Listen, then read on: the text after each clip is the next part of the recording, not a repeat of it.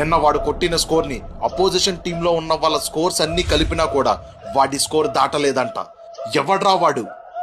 Born in Punjab, made in Hyderabad, ruling India. వాడికి mental ఎక్కితే location చూడడు, అపోజిషన్ చూడడు, ఒంటి చేత్తో ఊచకోతే.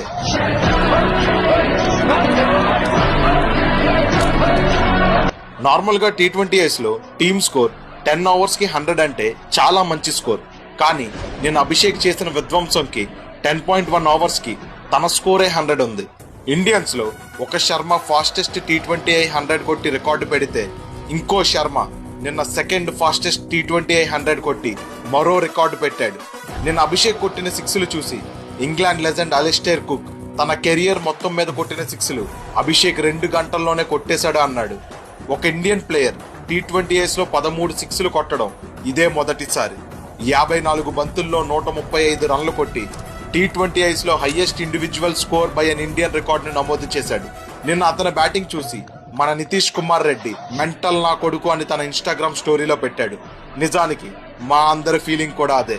ఇక ఈ విధ్వంసం నెక్స్ట్ ఎక్కడ ఉంటుందో మీ అందరికీ తెలిసే ఉంటది. ఈ ఇన్నింగ్స్ మీకు ఎలా అనిపించిందో కామెంట్ చేసి చెప్పండి.